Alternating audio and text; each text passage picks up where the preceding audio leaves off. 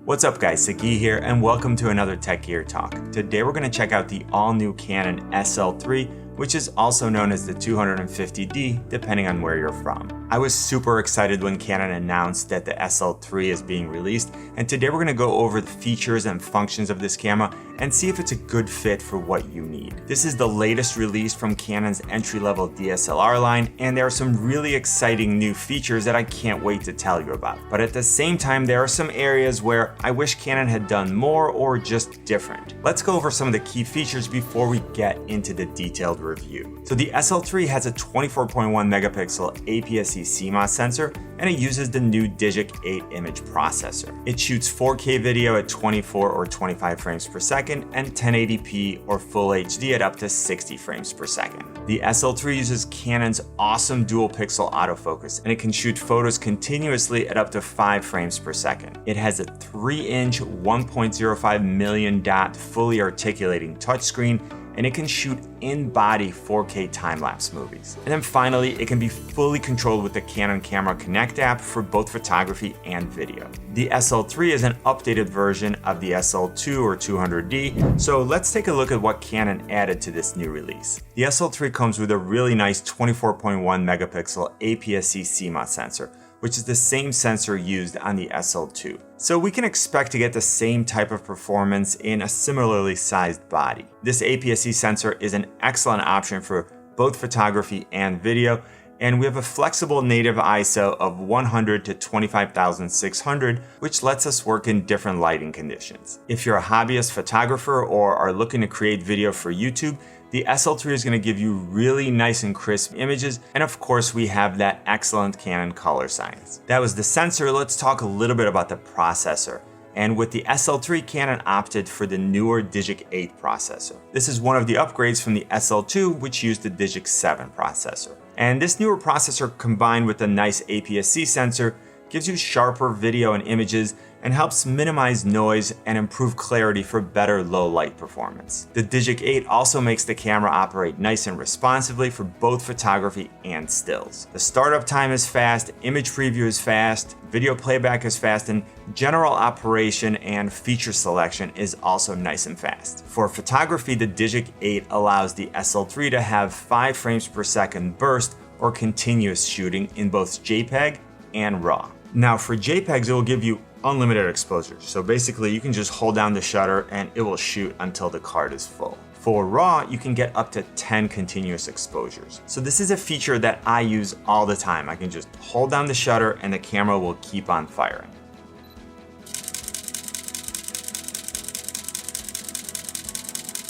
This is an excellent feature if you're photographing kids running around, your pets, or if you're at a sporting event or anytime where you're shooting a fast-moving subject. Now, the more exposures per second you have, the more likely you are to get the exact shot that you want. And I was hoping that with the SL3, we'll be able to shoot 10 frames per second like with the M50, but no luck. In terms of ergonomics, the SL3 is very similar to the SL2. The lines are a little bit sharper, but the feel is essentially identical. The only two differences that I noticed is that the mode dial at the top no longer has a no flash or creative auto mode, and that the flash is now released using this little flange here rather than a flash release button. The SL3 is the same size as the SL2, and it's a tiny bit lighter. It's something like 4 grams. So it's not really something that you're going to notice. But this is one of the strengths of both of these cameras because you're getting a versatile and powerful camera in a small and light form factor. I also like that it's not too small. Like some cameras almost feel like a toy and they're a little bit more difficult for me to handle. One of the strengths of the SL2 was the battery life, and the SL2 was rated for like 650 shots. And Canon here took another big step, and even though the SL3 uses the same battery, it's rated for 1,070 shots, which is pretty insane. It definitely means that you can shoot all day with one battery, and I love the fact that I don't need to carry a spare battery. I usually get one anyway, especially with how much video I shoot, and it's nice to see that I can reuse my SL2 batteries. And the SL3 also has an optical viewfinder, which helps preserve the battery when you're not shooting images in live mode.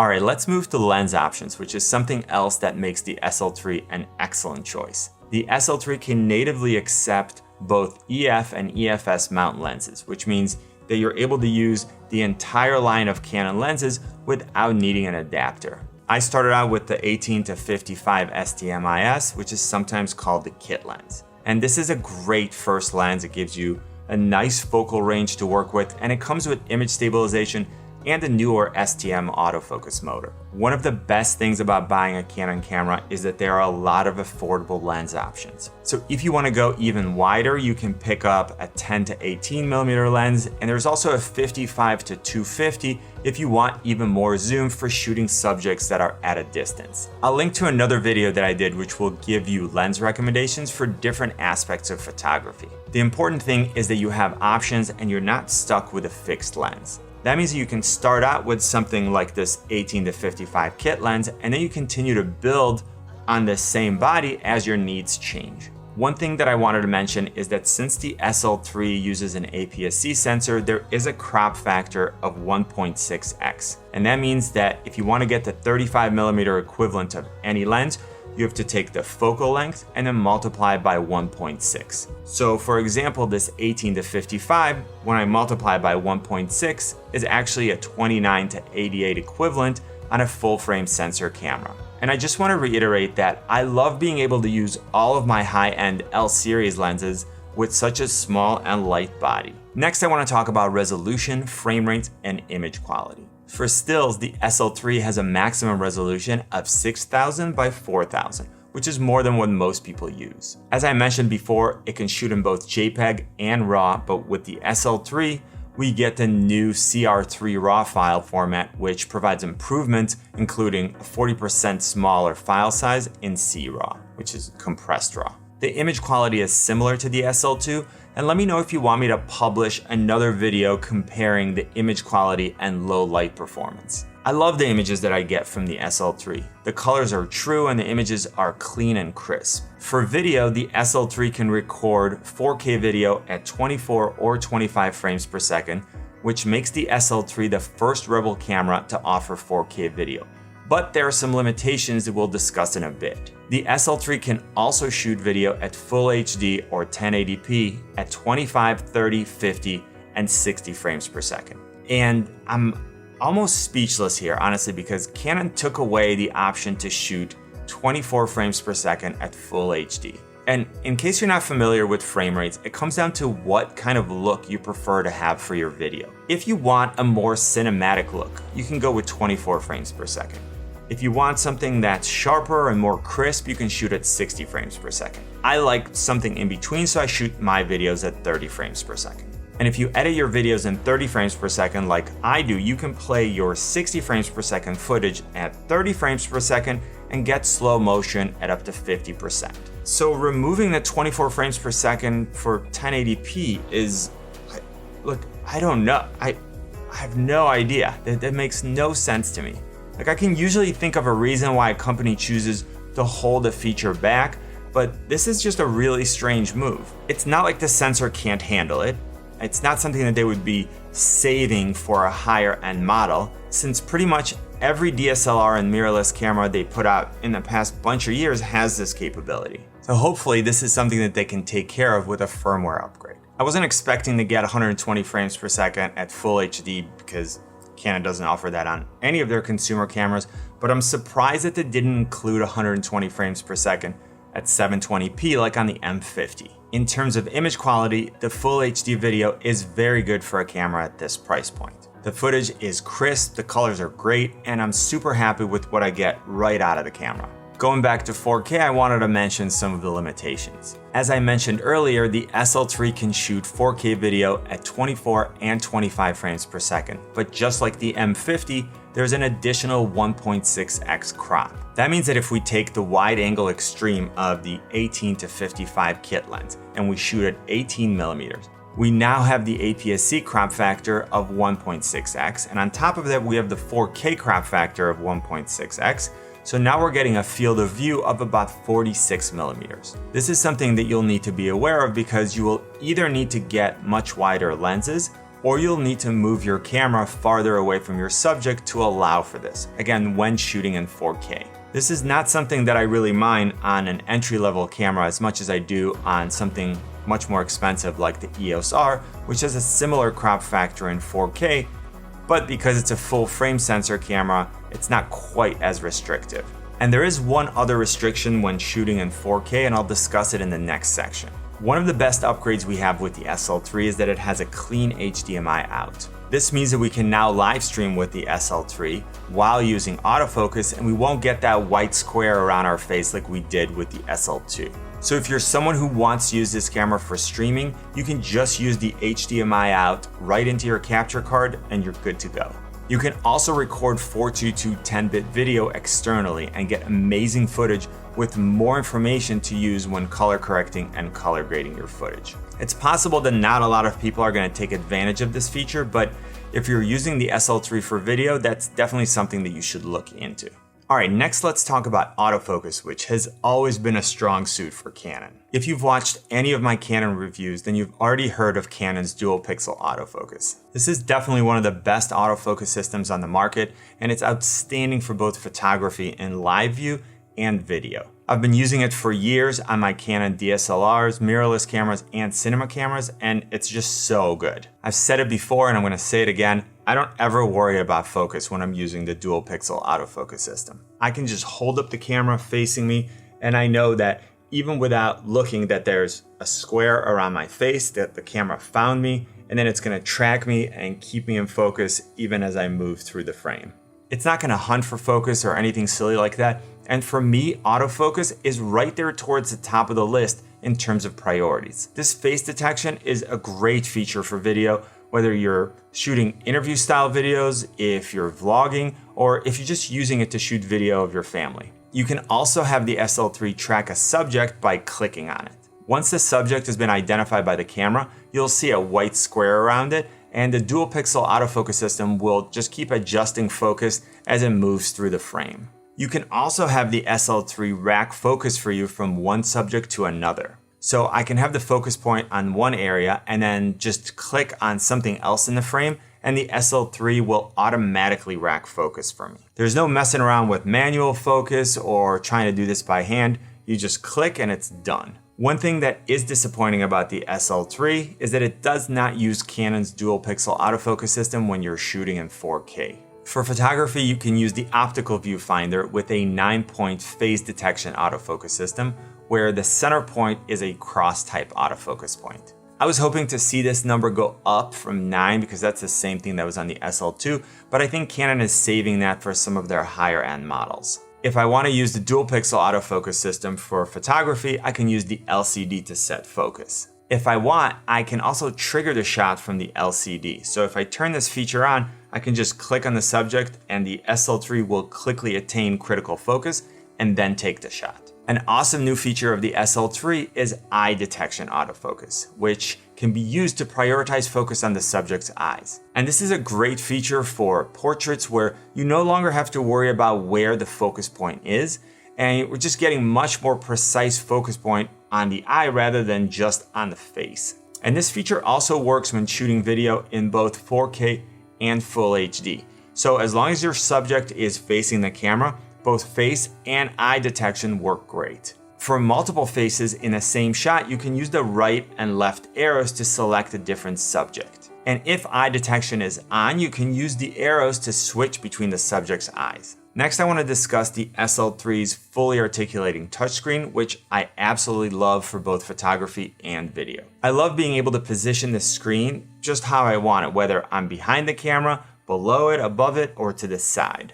And I'll give you some practical examples. So when I'm shooting over a group of people or the camera is on a tripod but it's positioned above my head, I can just take the screen out and point it down, and then I can very easily see and frame my shot. If I'm on a slider or photographing from the hip, then I can have the screen pointed up. And if I'm working on a slider or if I'm working on a gimbal, I can have the screen positioned really any way that I want to accommodate for different conditions. And then of course, if I'm in front of the camera, I can just flip it 180 degrees and then it faces me and I can see that I'm framed just how I want and that I'm in focus. Now, it's crazy to me that not every single DSLR and mirrorless camera have a fully articulating touchscreen, and here we have an entry-level camera with this great feature. Next, the screen is a full touchscreen, so unlike some brands where You might only be able to use this screen for focus or for focus and settings, but not for the menu. You can control everything on the SL3 with the touchscreen.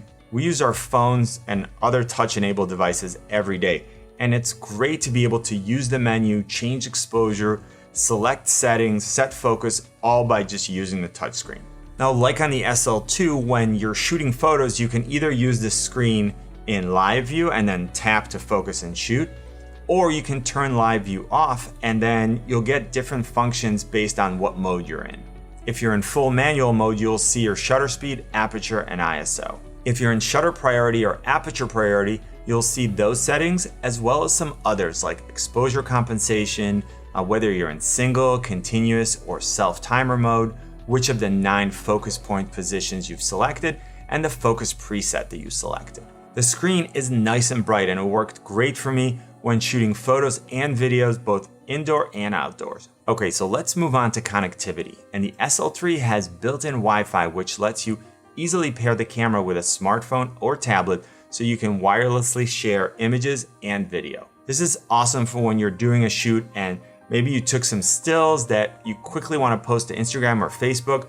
You can very quickly transfer them to your phone, just give them a quick edit or not, and then post them. Now with Bluetooth, you can both share images and videos and have full remote control over the camera from a mobile device using the Canon Camera Connect app. This is huge when you're working alone because you can use your phone as a remote monitor and control. There is a slight delay, but it's an awesome feature and one that I use all the time when I'm shooting alone. For photography, I like to use it for macro photography so that I can take a picture without having to touch the camera at all. I also want to talk about some additional features that the SL3 has that may help you make a buying decision. I'm going to start out with one of my favorite features, which is in-body time lapse. This is something that I absolutely love and I use all the time in every camera that I have that offers it. Just like on the SL2, we still have full HD or 1080p time lapse option. But in addition to that, the SL3 has a 4K time lapse mode, which is great. As usual, Canon made this very simple, so you just select the interval in seconds, which is how long you want it to wait between each exposure. You then select how many exposures you want it to take, and this will control how long your final time-lapse video will be. Finally, you select whether you want the SL3 to expose each shot or keep the exposure settings from the first shot and use them for all subsequent shots. What's great about this is that you don't need to take individual photos and then process them later on in post. When the camera is finished taking pictures, it will compile the time lapse for you and it'll be ready to be viewed. Next, I want to talk about microphone. And the SL3 of course has a built-in stereo microphone, but if you're looking to up your production value, there's also an external mic input which lets you connect an external microphone and then get much better audio right in the camera. I also want to mention the new smooth skin mode, which offers 5 levels of skin smoothing to help reduce blemishes and make the subject's skin appear soft. So this is a nice feature if you don't plan on doing anything in post-production. Next, I want to talk about the hot shoe functionality. And this isn't something that I would normally discuss because it's pretty straightforward, but there's a little wrinkle here. With the SL3, Canon removed the center pin, so now the SL3 is not compatible with most third-party flashes and accessories. Okay, so we talked about the functions and features, but who is this camera right for? It's definitely an entry-level camera and it's designed in a way that makes it very simple to use. So if you're a beginner, you can just turn it on, set everything to auto, and start shooting. And there are a lot of presets and scene modes that will help you get better shots. Something really nice for beginner photographers and videographers who are wanting to learn more is that again, Canon included a feature assistant. So when you're shooting using the viewfinder, the feature assistant will actually teach you how to use the SL3 better. It will show you examples of what changing your aperture will do, and it will do the same thing for shutter speed. If you have any questions about how to achieve a proper exposure, I'll link to a tutorial up in the corner and in the description that will help you out. Now for more advanced users, there's a ton of manual control that you can have for both photography and video. So you can put the SL3 in manual mode and then set your aperture, shutter speed, ISO, and get exactly the exposure that you want. I'm also working on a step-by-step tutorial about the setup and the explanation of every dial and button on the SL3, so if you don't see a link up in the corner and in the description, go ahead and make sure that you hit the subscribe and notification button so you're alerted when it's published. I'll put some links in the description to where you can pick up the SL3 as well as some of my favorite accessories. And if you end up buying those or anything else using those links, you help support my channel and help me create more content for you. So thank you very much. All right, so to recap, the SL3 is a great entry-level camera from Canon. If you're looking for a full-featured small DSLR for photography and video, this is definitely an option that you should look into. I love how small and light it is. It has a proven APS-C sensor and the new Digic 8 processor. You can shoot great 24 megapixel images, and there are built-in scene modes to help beginners get better images. We have the excellent dual pixel autofocus, which now comes with eye detection. We can shoot 4K video at 24 and 25 frames per second, and we can also shoot nice and crisp Full HD at up to 60 frames per second, but again, remember that there isn't an option for 24 frames per second. There's an awesome 3-inch fully articulating touchscreen, which is great for both photography and video. The new 4K time-lapse feature makes it super easy to get in-camera time-lapse, and I love the clean HDMI out. And we also have the ability to record externally at 10-bit 422 for additional flexibility in post. If you have any questions, drop them in the comment section. I do my best to answer all of my comments. I really hope this review of the Canon SL3 or 250D was helpful, and if it was, please let me know by leaving a comment, giving it a thumbs up, and if you haven't yet, join our community by hitting the subscribe and notification buttons. You can always find me on Instagram, Twitter, and Facebook at Tech Gear Talk. And you know what I always say, buy it nice or buy it twice. Good luck and see you soon. In terms of ergonomics, the SL3, you just threw. Don't throw your SL through. All right, let's move to lens options, which is something, is it? It's just something. It's something. And hopefully it's something that,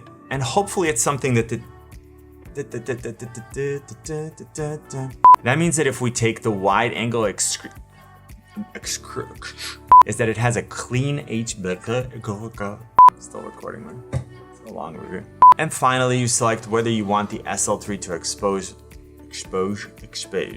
you want it to expose, or keep the exposure setting from the first shot and use them for all subsequent. For video, we can shoot at the new 4K time-lapse feature, time-lapse, you just laugh at the time. The new 4K time-lapse, time-lapse, still. What? 10%. Oh, that's not good. We need a charger. I'll be back.